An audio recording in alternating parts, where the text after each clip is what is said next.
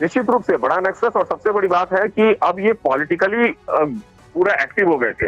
हाँ। साउथ में अगर मैं बात करूं, भारत की अगर बात करूं, तो केरल से सटा अगर हम मैंगलोर है, मैंगलोर में 2013 में बीजेपी महासचिव अरुण सिंह इस वक्त हमारे साथ जुड़ चुके हैं। कुमार कुंदन, आपसे इस बारे में बात करूं उससे पहले देख लेते हैं कि अरुण सिंह की तरफ से इस फैसले के बाद क्या कहा जा रहा है। और सर आपको पता है 40% आरोप कर रहे हैं सरकार के ऊपर और पे सीएम बोलकर पोस्टर्स तो लगा रहे हैं कांग्रेस। देखिए, कांग्रेस की छोटी बुद्धि है। हमारे बोम्मई जी जिस प्रकार से किसानों के लिए काम कर रहे हैं, उनके अकाउंट में तो मामले पर हुई कार्रवाई के तहत जिस तरीके से ये बड़ा फैसला लिया गया है उसकी एक एक जानकारी आपको TV9 भारतवर्ष दे रहा है। मेरे सहयोगी कुमार कुंदन इस वक्त हमारे साथ हैं। कुंदन, मैं जानती हूं आप उस वक्त जिस वक्त केरल में, असम में कार्रवाई हो रही थी वहां पर मौजूद भी थे, लेकिन आपने ये बड़ी बात बताई है कि किस तरीके से ये संगठन बिजनेस लोन के लिए बैंक गए तो बिजनेस प्लान दिखाइए करके पूछते हैं। बिजनेस प्लान कैसे करना है, इसे प्रैक्टिकली सीखना है तो फ्रीडम ऐप को अभी डाउनलोड करें। एक पार्टी बनकर लोगों को अपने साथ जोड़ने की कोशिश कर रहा था, और बड़ी बात ये कि सवालों के घेरे में जिस तरीके से ये आया उसके तहत कई बड़े खुलासे भी हुए, जिसमें ये पता लगा कि कैसे ये देश विरोधी गतिविधियों में शामिल रहे हैं। देखिए, अगर इसके स्थापना से बात करें, 2006 में जब ये उसकी स्थापना हुई थी, तो एक चीज बहुत क्लियर था इसमें कि PFI का मेंबर्स जो कोर कमेटी और इसके लोग हैं वो सिर्फ और सिर्फ मुस्लिम होंगे, उसमें कोई और सदस्य नहीं हो सकता, किसी और धर्म का कोई सदस्य नहीं हो सकता। और उस तरीके से 2006 से लेकर आज 2022 हो गया है, इसके जितने भी कोर कमेटी के मेंबर हैं वो सारे के सारे मुस्लिम थे, पहली बात। दूसरी बात, इस बारे में जब उनसे पूछा जाता है तो उनका साफ कहना होता है कि RSS के भी आप काम करने के तरीके को देख लीजिए, वो भी इसी तरीके से काम करते हैं, ऐसा उनका दलील है।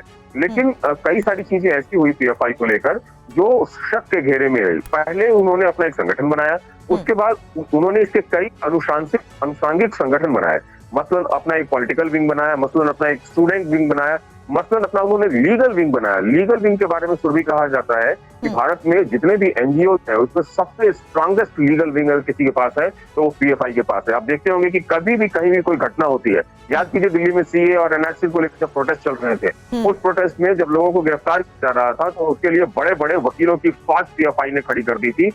दिल्ली से लेकर केरल तक उनके पास काफी एक स्ट्रांग होल्ड है। लेकिन इन सब के बीच जो राष्ट्र विरोधी गतिविधियों में लोग शामिल हो रहे थे, वो जो पकड़े जा रहे थे तो उनके PFI से लिंक सामने आ रहे थे। और हर तरह की एक्टिविटी में आप देखिए, झारखंड में अभी जो मामला हुआ था उस मामले में भी जो लड़के पकड़े गए थे उसके बारे में कहा गया था कि PFI के किसी अनुषांगिक संगठन से वो जुड़े हुए थे। इसके अलावा असम में जो कुछ हुआ वहां भी है। देश भर में जब NIA के छापे पड़े तो उस छापे में कई सारे लोग ऐसे मिले जो PFI से सीधे प्रत्यक्ष या अप्रत्यक्ष रूप से जुड़े हुए थे। बिल्कुल, और ये बड़ी चुनौती भी सुरक्षा एजेंसीज के लिए कुमार कुंदन बना रहा कि किस तरीके से अलग अलग राज्यों में इनका ये पूरा ग्रुप तैयार किया जा चुका था। उसी के तहत उत्तर प्रदेश से भी कई बड़ी खबरें आई, अलग अलग जगहों पर यहाँ छापेमारी हुई, कई बड़ी गिरफ्तारियां हुई, और उन गिरफ्तारियों के तहत इनका पूरा एजेंडा जिस तरीके से सामने आया। उमेश पाठक हमारे संवाददाता इस वक्त हमारे साथ जुड़ चुके हैं। उमेश, उत्तर प्रदेश को लेकर कल भी बड़े सवाल उठाए गए थे, कौन कौन सी ऐसी बड़ी जगह है जहां पर कार्रवाई की गई, गिरफ्तारियां हुई और इन गिरफ्तारियों के बाद कई बड़े सबूत हाथ लगे?